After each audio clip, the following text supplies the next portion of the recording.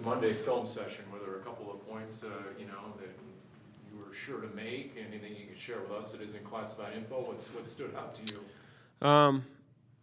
I think the first thing we always look at is the mode of play. And I think we've had better games with our mode of play. The motor needs to pick up at times. So that's probably the first thing I always look at is that. And, I've seen us put better mode of play on tape than last week. Can you increase as to what was lacking or why? I don't know, but I know what we can do is control when we have opportunities to practice that, because it's an acquired skill. We need to do that, throughout the week, and then it's got to show up on Sunday. Can that help, especially with takeaways? Absolutely. Which there have been too many, obviously, in this 3-game stretch. Yeah, that's when we first talk about that stuff on day one, and in the spring, it's not, hey guys, I want you guys running the ball so you get tired.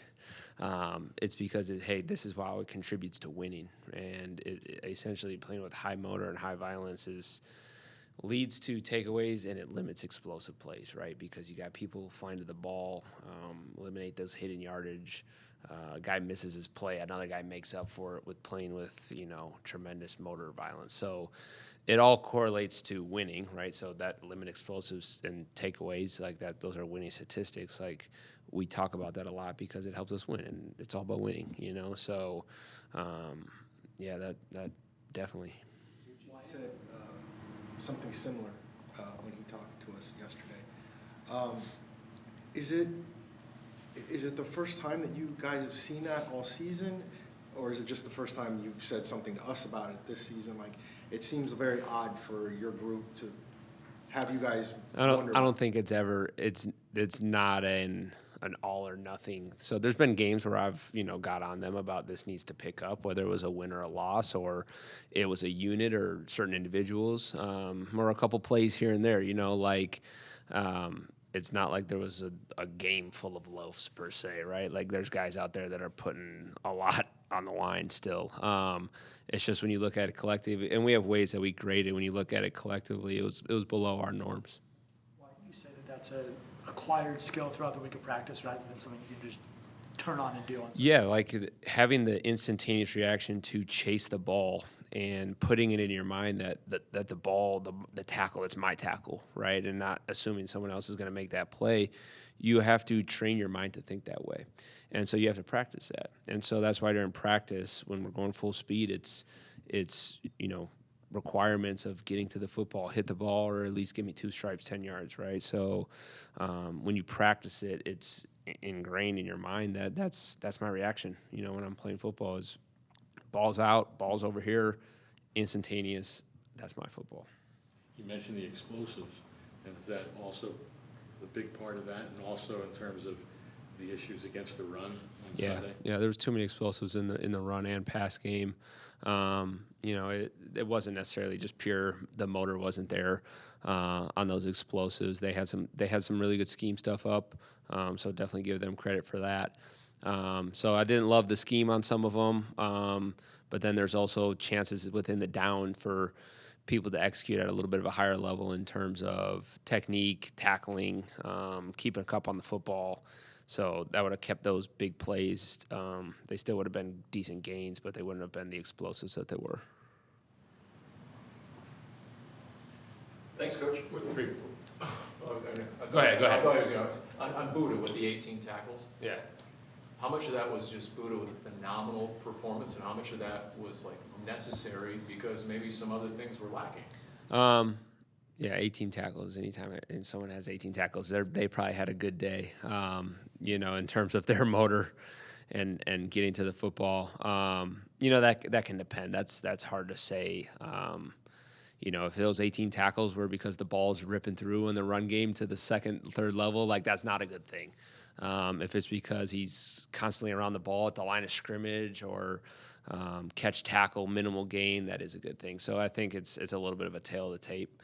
But if it's, because the ball's leaking through and he's a third level player, you don't want 18 tackles there.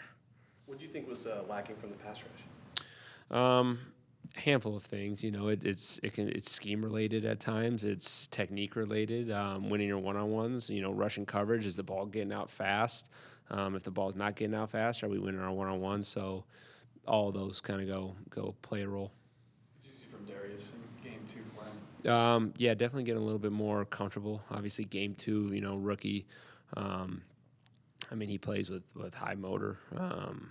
He's disruptive, and there's things still to clean up with technique or alignment assignment and making the right decisions out there. But he's improved from game 1 to game 2. Are there any challenges coming in this late in the season compared to starting week 1 with kind of everyone else? For Darius, you're saying? Like spacing guys that they're going for. Well, I think there's a little bit of the time built up from training camp kind of into a smooth transition into week 1 where everyone's playing their first game, and as you go, kind of the same timeline there. So it's different. You're kind of thrown into the middle of the season. It's people have been playing for a long time. Guys have rhythm, and he's just now kind of hitting that. So there's probably I can't speak to it because I'm not the one going through it, but I'm sure there's a little bit of feeling out, getting a little rhythm to playing. Is the flip side is legs are super fresh. Yeah, super fresh. Exactly. But honestly, our guys, it's a long season, and JD does a really good job of making sure that our health and our recovery from a week to week, day to day is on point. And I know the guys, they put a lot into it too. So, even guys that have been playing since week 1, I know they put a lot into their bodies to make sure that they're fresh as well. You mentioned that they had schemed some stuff up. Was that some different things from the previous game? Because there was 5 sacks, some decent pressure, more tackles for loss. Was that kind of contributed to what happened Sunday? Yeah, they did some really good stuff. I give them credit. I thought it was a great plan by them, both on the normal downs, first, second down, and third down. Did some different things in the run game and protections and things of that nature. So they had a pretty good plan. They did. On the moto play, how do you explain that would pop up in such a crucial game that we're talking about, the Seahawks game? A lot of things can factor into that. You're saying, why did it pop up in such a big game? Yeah, what do you think that this would be a game where intensity would be Yeah, I don't think it was necessarily that guys didn't come with the right frame of mind. It's just, when you turn on the tape, it was something that I felt like we could have done better. So we're gonna just go forward and improve that. It's your early evaluation of Drake May. He's good. He can beat you in a lot of different ways. I think the thing that's really standing out is he's got arm talent, and he can put it in precise locations. But then also when it's not there, dangerous with his legs. Really good when he's moving out of the pocket. So again, these quarterbacks these days, man, they're all so dynamic. You got to account for the arm talent and the legs. So really good player. I'm impressed. I saw right in their last game, they ran for 200 yards. What sort of run scheme and what sort of challenge are you facing on that aspect of their offense? Yeah, well-balanced run. They know how to move you vertically, but also capture your edge with pin pull schemes or just outside wide zone. So, obviously AVP is coming from Cleveland. Some similar stuff that we've seen throughout camp. But yeah, they do a good job in the run game of displacement and backs that can hit it downhill. So, couple the run game with a quarterback that can sling it, they got a good offense. Back to rookies, Maxwell, how would you assess where he's been in the last few weeks to a month in his progress? Improving. I like where he's at. I like where SMB and Star are at. I feel good with all 3 of those guys out there. Putting them in stressful downs, like I've said, and being able to go win one-on-ones with against some really good receivers. As of late, he's done a good job.